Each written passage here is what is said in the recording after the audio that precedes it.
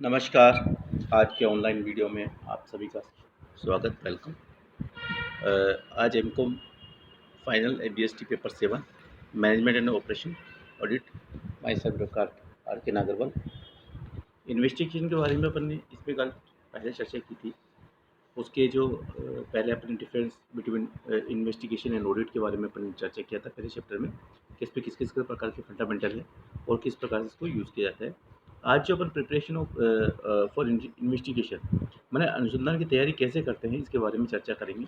इसके 5-7 पॉइंट है, उसके बारे में अपन डिटेल में चर्चा करेंगे। लेकिन इसके पहले इसका एक विशेष जो विशेष अंकेक्षण तथा अनुसंधान है उसकी धारा के बारे में समझ लें कि क्या है इसमें। कि इसमें कहा है कि कंपनी विधान की धारा 233 ए के अंतर्गत केंद्र सरकार को किसी कंपनी का विशेष अंकेक्षण करने का अधिकार भी है। कंपनी अधिनियम की धारा 235 के अंतर्गत किए जाने वाले अनुसंधान की तरह ही विशेष अंकेक्षण की सामान्य अंकेक्षण से भिन्न होता है और कंपनी अंकेक्षण अपनी रिपोर्ट कंपनी को देता है, जबकि विशेष अंकेक्षण तथा अनुसंधान करने वाला निरीक्षक अपनी रिपोर्ट केंद्र सरकार को देता है। माने विशेष के अकॉर्डिंग वो रिपोर्ट किसको देता है इसके बारे में इसको बताया सेक्शन 223 ए और 235 में। विशेष अंकेक्षण तथा अनुसंधान में भी स्वभाव के दृष्टिकोण से अंतर किया जाता है। अनुसंधान का उद्देश्य तभी दिया जा सकता है जबकि कंपनी के संबंध में गंभीर गड़बड़ियों की आकांक्षा हो। माना अगर विशेष अंकेक्षण करना है तो ये तभी होगा तबकि अगर ये उस पर आरोप लगाओ कि कंपनी में कोई गंभीर गड़बड़ियाँ हुई हैं। विशेष अंकेक्षण के एक माध्यम मार्ग है जो कि साधारण परिस्थितियों में भी अपनाया जा सकता है। मैंने एक मार्ग है जिसको अपन एक विशेष नॉर्मली ऑडिट के द्वारा भी इसको कर सकते हैं। अनुसंधान से कंपनी की प्रतिष्ठा को जितना धक्का लगता है विशेष अंकेक्षण से नहीं। अगर अनुसंधान आपने करवाया और उसमें कोई गड़बड़ी पाई गई और उससे क्या कंपनी की काफ़ी रेपुटेशन को नुकसान होता है, तो ये उस पर अपने धारा समझे। अब उसकी तैयारी किस प्रकार से करते हैं, प्रिपरेशन किस प्रकार से करेंगे। तो अनुसंधान करने वाले लेखापाल को अपना कार्य प्रारंभ करने से पूर्व निम्नलिखित कार्य करने पड़ते हैं। फर्स्ट क्या अपने पास इसमें जो करना है कि डिटर्मिनेशन ऑफ द ऑब्जेक्टिव, मतलब उद्देश्य का निर्धारण। आपका ऑब्जेक्टिव किस प्रकार से, आप उसका किस प्रकार से निर्धारण करेंगे, किस प्रकार से उसका रूपरेखा तैयार करेंगे, ये सबसे पहले प्रोसेस है। तो लेखापाल को अपने नियोक्ता से, जो ओनर कंपनी का या जो मालिक है, से अनुसंधान का उद्देश्य लिखित में प्राप्त करना हो। माने एक डीड के द्वारा वो लिखित में प्राप्त करे कि उद्देश्य किस प्रकार का उद्देश्य है और किस प्रकार से उसको करना है। इसका लिखित में प्राप्त किया जाना इसलिए आवश्यक है कि भविष्य में अनुसंधान के उद्देश्य के संबंध में मतभेद उत्पन्न न हो। अगर लिखित में होगा तो बराबर भी नहीं होना चाहिए। लिखित में हो तो जो भी अपने जो दोनों के अंदर जो समझौता है किया है उसको सही प्रकार से लागू किया जा सकता है। सेकेंड है इंटरनल कंट्रोल। अगर आंतरिक कंट्रोल लेखों का किस प्रकार हो तो लेखापाल को जांच करके ये देखना चाहिए कि संस्था में आंतरिक निरीक्षण तथा आंतरिक अंकेक्षण की समुचित संतोषपद व्यवस्था विद्यमान है अथवा नहीं। उसे ये भी जांच करके देखना चाहिए कि अपने उद्देश्य की पूर्ति के लिए वे आंतरिक लेखा प्रणाली को किस सीमा तक काम में लिया, किस सीमा तक निर्भर है। तो ये देखना चाहिए कि जो आंतरिक लेखों का कंट्रोल कर रहा है उसको किस प्रकार से उस रूपरेखा की कार्य योजना बनाई है या नहीं। थर्ड पॉइंट वो लीगल ऑडिट। लीगल ऑडिट में क्या है कि यदि किसी संस्था का वैधानिक अंकेक्षण होता है तो उसे पिछले कुछ वर्षों की अंकेक्षण रिपोर्ट को भी देखना चाहिए। माने ये नहीं कि आपने तुरंत 2 महीने एक साल 1.5 साल की रिपोर्ट उठा के इसके आधार पे कर लो।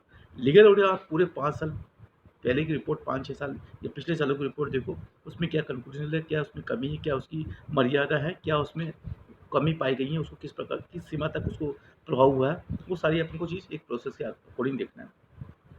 उसके बाद है according to time. According to time यानी किस प्रकार से आप उसका टाइम का मैनेजमेंट कर रहे हैं या किस प्रकार से उसको निर्धारित कर रहे हैं, ये भी एक है। टाइम बाउंड बहुत जरूरी है कि पिछले साल के उसके आधार पर ही आप उसको लेखा जोखा का विश्लेषण कर सकते हैं। तकनीकी ज्ञान, टेक्निकल नॉलेज क्या है इसमें। टेक्निकल नॉलेज का अपन को जो भी देखना है कि टेक्निकल नॉलेज को जो किस प्रकार से आप उसका पूरा कर रहे हो कार्य क्षेत्र, और टेक्निकल नॉलेज के आधार पर अनुसंधान कार्य प्रारंभ करने से पूर्व लेखापाल ये आवश्यक है कि वे ये संस्था के संबंध में तकनीकी ज्ञान प्राप्त कर ले ताकि अनुसंधान कार्य सुगमतापूर्ण हो सके। माने जो आप टेक्निकल प्रोसेस अपना रहे हो उसको किस प्रकार से उसका विश्लेषण कर रहे हो, सही प्रकार से उसका मूल्यांकन किया जा सके अकॉर्डिंग टू टाइम। जैसे अपनी पहले लीगल उसमें आ चुका है कि जो टाइम का बाउंडेशन है वो कार्य क्षेत्र है, वो किस प्रकार से अपने निर्धारित करोगे, इसको किस प्रकार से रूपरेखा तैयार करोगे, उसके किस प्रकार से इसकी कार्यशीलता का निर्माण करोगे, ये इसमें दिया गया है। तो इसमें कह रहा है कि उपरोक्त सभी प्रकार की जानकारी प्राप्त कर लेने के पश्चात लेखापाल को ये निश्चित निर्धारित करना चाहिए कि उसका कार्यक्षेत्र क्या है। मतलब उसका कार्य का उसको वो तो हो कि वो किस प्रकार से कार्यक्षेत्र का निर्धारण कर रहा है और किस प्रकार से उसका रूपरेखा तैयार कर रहा है।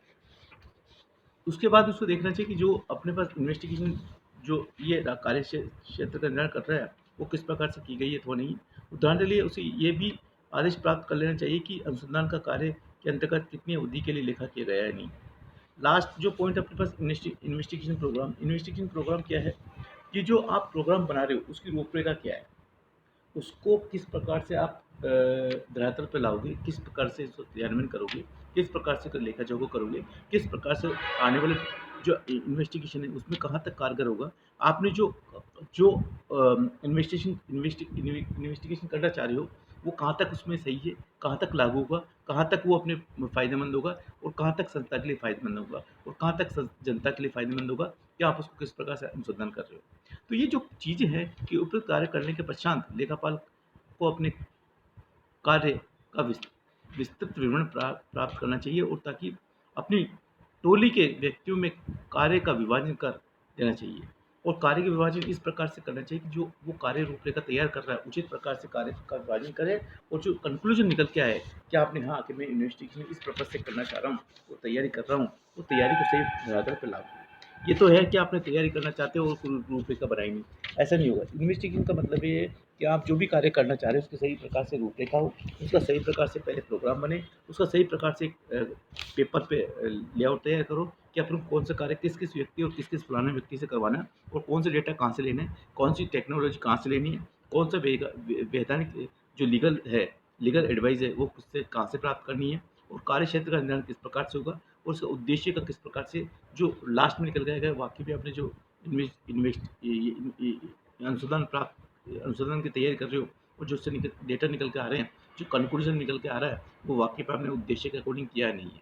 तो कहने का मतलब है कि अनुसंधान की तैयारी अपन कर रहे हैं, प्रिपरेशन ऑफ द इन्वेस्टिगेशन वो सही प्रकार से हो और सही प्रॉपर ढंग से कार्य करें। ये सही है कि जितना आप उसको पूर्व में निर्धारित योजना के अकॉर्डिंग करोगे वो उतना ही बेनिफिट होगा। यानी आपने सडनली कोई योजना बनाई 2 दिन में 3 दिन में वो प्रॉपर नहीं होगी, आपको प्रॉपर टाइम चाहिए, प्रॉपर समय चाहिए, प्रॉपर मार्गदर्शन चाहिए, प्रॉपर लीगल सेल चाहिए, प्रॉपर टेक्नोलॉजी चाहिए, प्रॉपर टाइम चाहिए और ये सब कुछ एक डिपेंड करता है वर्क टीम के अकॉर्डिंग। तो आज के चैप्टर में इतना ही। Thank you.